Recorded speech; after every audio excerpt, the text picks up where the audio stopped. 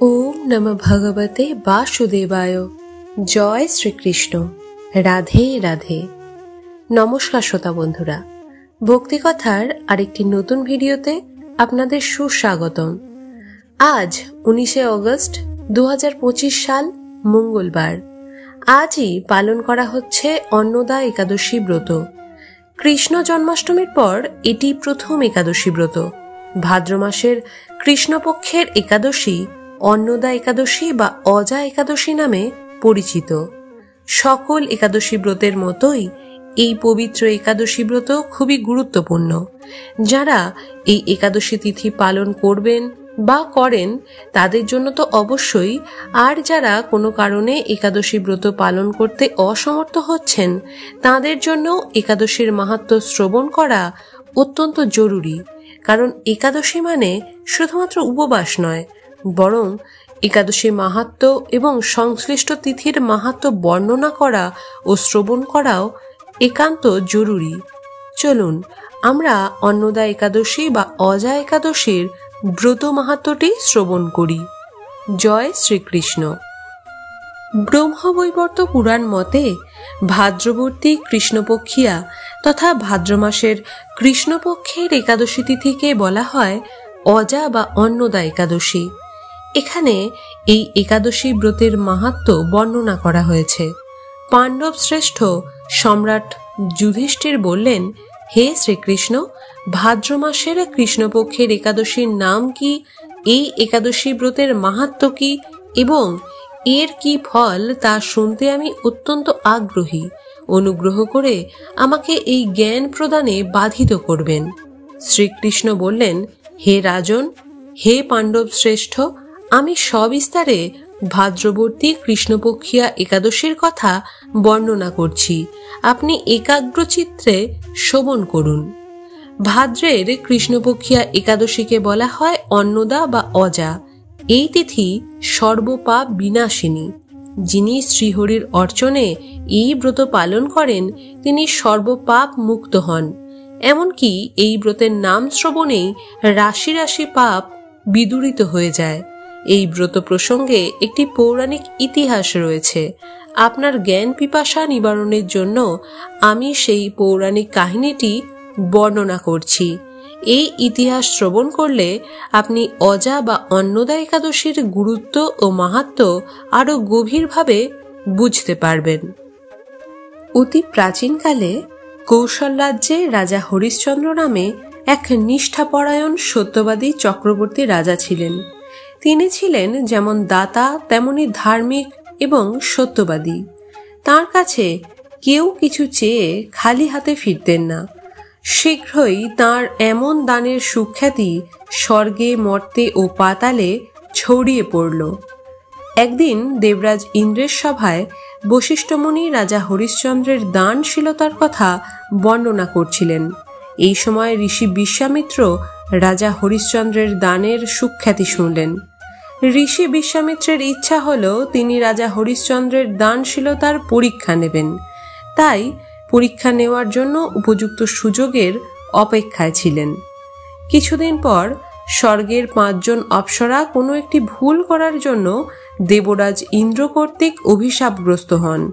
ইন্দ্রের অভিশাপ ছিল যে ওই 5 জন অপ্সরাকে মানবী হয়ে জন্মগ্রহণ করে ঋষি বিশ্বামিত্রের তপবনে কিছুকাল বাস করতে হবে। ফলে যা হবার তাই হলো। অপ্সরাগণ মানবী রূপে ঋষি বিশ্বামিত্রের আশ্রমে রয়ে গেলেন পরিচারিকা হিসাবে।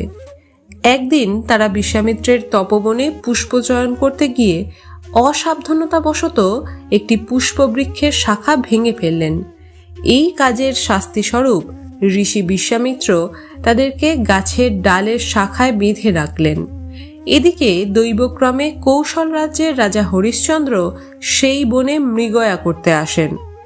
এই সময় সেই তপবনে গাছের ডালে বাঁধা বালিকারূপী অপ্সরাদের করুণ কান্নার আওয়াজ শুনে রাজা তাদের বন্ধন মুক্ত করে দিলেন।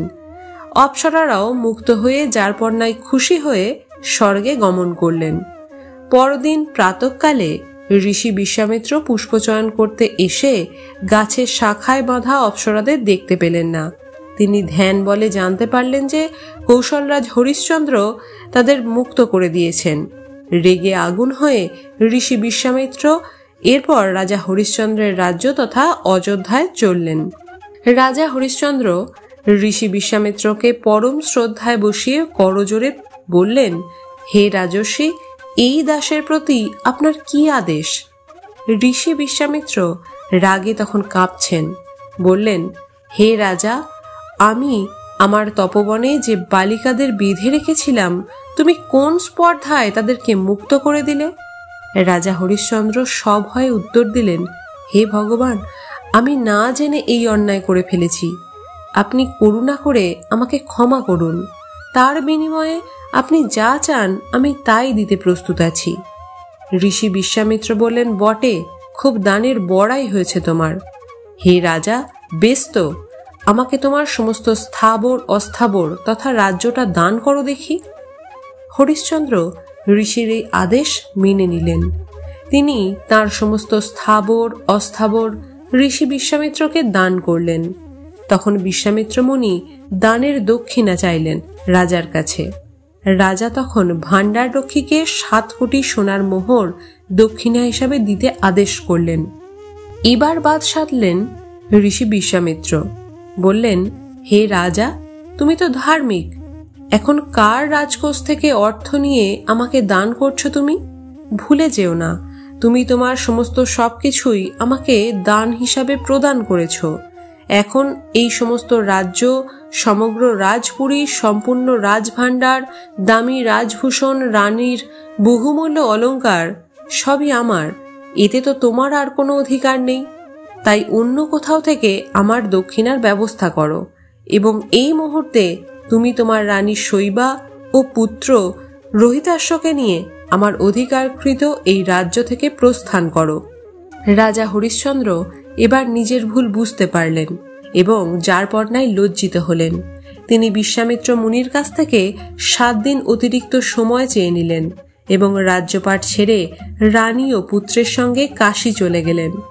সেখানে রানী শৈবাকে দাসী হিসাবে ও রোহিতাশ্বকে কাঠুরিয়া হিসাবে এক ব্রাহ্মণের কাছে বিক্রয় করলেন।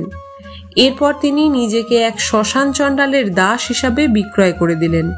এর থেকে যে অর্থের আগমন হলো তা দিয়ে তিনি ঋষি বিশ্বামিত্রের দক্ষিণার অর্থ জোগাড় করলেন। একদিন যিনি ছিলেন রাজ চক্রবর্তী, যে রাজার সুখের জন্য শত সহস্র দাস দাসী ব্যস্ত দিন কাটাত, তিনি এখন একজন সামান্য শ্মশান চণ্ডালের দাস। শ্মশানে তিনি ডোমের কাজ করেন ও শূকর প্রতিপালন করেন। অন্যদিকে শত শত দাস দাসী যে রাজরানী শৈবার সেবা করত, তিনি আজ দরিদ্র ব্রাহ্মণের কেনা দাসী। আর রাজকুমার রোহিতাশ্ব, তিনি ব্রাহ্মণের পুজোর জন্য পুষ্প চয়ন করেন এবং কাঠ কাটেন। কিন্তু হায়, এর চেয়েও নিষ্ঠুর পরিস্থিতি এগিয়ে এলো রাজা হরিশ্চন্দ্রের পরিবারের ওপর। একদিন ব্রাহ্মণের পুত্র পুষ্পকাননে পুষ্প চয়ন করার সময় রাজকুমার রোহিতাশ্বকে এক কাল সর্প দংশন করল। রাজকুমার ঢলে পড়ল মৃত্যুর হিম শীতল কোলে। রানী শৈবাও তার জগৎ অন্ধকার দেখলেন। যে পুত্রের মুখের দিকে তাকিয়ে তিনি ও রাজা হরিশ্চন্দ্র সমস্ত দুঃখ কষ্ট সহ্য করেছিলেন, সেই স্নেহের পুত্রটিও আজ চলে গেল না ফেরার দেশে। রানী পুত্র শোকে বিলাপ করে কাঁদতে লাগলেন। কিন্তু মৃত পুত্রের সৎকারও তো করতে হবে। তিনি সেখানে নেই, তার কোনো আত্মীয় স্বজন। কে করবে দুঃখিনী মায়ের দুলালের শেষকৃত্য? তাই নিজেই নিজের নারী ছেঁড়া ধনকে কোলে নিয়ে চললেন শ্মশান ঘাটে। এদিকে প্রকৃতি স্বাধীন যুদ্ধাঙ্গেই ভঙ্গিতে সেজেছে।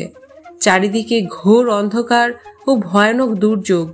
ঘাটের কড়ি আদায় করার জন্য রাজা হরিশ্চন্দ্র শ্মশানে দাঁড়িয়ে আছেন, দায়িত্ব পালন করছিলেন। এই সময় রানী শৈবা তার মৃত পুত্রকে নিয়ে ঠিক সেই শ্মশানেই উপস্থিত হলেন। তাদেরকে চিনতে না পেরে রাজা হরিশ্চন্দ্র বললেন, যদি তিনি ঘাটের কড়ি না পান তাহলে তিনি শবদাহ করতে পারবেন না। রানী শৈবা কি বা করবেন? তিনি নিজেও অপরের কেনা দাসী, ঘাটের কড়ি পাবেন কোথায়? মনের দুঃখে তিনি সেই শ্মশানে বসে রাজা হরিশ্চন্দ্রের নাম ধরে অঝরে কাঁদতে লাগলেন। এমন সময় দৈব ইঙ্গিতে একবার বিদ্যুৎ চমকালো। সেই বিদ্যুতের আলোতে রাজা হরিশ্চন্দ্র তার রানী শৈবা ও তারই মৃত পুত্র রৈতাস্যকে চিনতে পেরে ঢুকরে কেঁদে উঠলেন। রানী শৈবাও ডোমের পোশাকে দায়িত্বরত রাজা হরিশ্চন্দ্রকে চিনতে পেরে তার পায়ে লুটিয়ে পড়লেন। তারপর দুজনে মিলে এভাবে অনেকক্ষণ কাঁদলেন। পরে পুত্রের জন্য চিতা প্রস্তুত করে নিজেরাও ওই চিতায় আত্মহুতি দেওয়ার সিদ্ধান্ত নিলেন। এমন সময় স্বয়ং ঋষি বিশ্বামিত্র প্রকট হয়ে বললেন, হে রাজন, ধর্ম ও সত্যের প্রতি আপনার এই অনুরাগে শুধু আমি না, স্বয়ং দেবতারাও তুষ্ট হয়েছেন। আপনি প্রকৃতই ধার্মিক, দানবীর ও সত্যবাদী। এই দেখুন, আপনার পুত্র বেঁচে উঠেছে। এই বলে রাজকুমার রৈতাস্যের গায়ে হাত বোলাতে তিনি বেঁচে উঠলেন। ঋষি বিশ্বামিত্র বললেন, হে রাজন, ভাদ্র মাসে কৃষ্ণপক্ষের একাদশী অন্নদা বা অজা নামে জগতে প্রসিদ্ধ। আপনি এই ব্রত পালন করুন। এই ব্রত প্রভাবে আপনার সমস্ত পাপের, দুঃখের বিনাশ হবে। আপনার ভাগ্যবশত আগামী 7 দিন পরেই এই তিথির আবির্ভাব হবে। ওই দিন উপবাস থেকে রাত্রি জাগরণ করবেন। এইভাবে ব্রত উদযাপনে আপনার সমস্ত পাপ ক্ষয় হবে এবং আপনার হারানো সুদিন ফিরে আসবে। ঋষিবরের উপদেশ মতো তিনি শ্রদ্ধা সহকারে সেই ব্রত পালন করলেন। তার ফলে তার সমস্ত পাপ দূর হল। আকাশ থেকে দেবগণ দুমদুমনি বাদ্য ও পুষ্পবর্ষণ করতে লাগলেন। এরপর কিছুদিন নিষ্কণ্টক রাজ্য সুখ ভোগ করে অবশেষে আত্মীয় স্বজন ও নগরবাসী সহ স্বর্গে গমন করলেন তিনি। যে মানুষ নিষ্ঠা সহকারে এই ব্রত পালন করেন, তিনি শ্রীহরিচরণে ভক্তি লাভ করে অবশেষে দিব্যধামে গমন করেন। অন্নদা একাদশীর ব্রত মাহাত্ম্য পাঠ ও শ্রবণে অশ্বমেধ যজ্ঞের ফল লাভ হয়। প্রিয় শ্রোতা বন্ধুরা, আজ এই ভিডিওটি এই পর্যন্তই। যদি ভিডিওটি দেখে আপনাদের ভালো লাগে তাহলে একটি লাইক করবেন এবং কমেন্টে জয় শ্রীকৃষ্ণ লিখবেন। আর আপনি যদি আমাদের চ্যানেলে নতুন হয়ে থাকেন তাহলে চ্যানেলটি সাবস্ক্রাইব করার অনুরোধ রইল। সকলে ভালো থাকবেন এবং সুস্থ থাকবেন। জয় শ্রীকৃষ্ণ।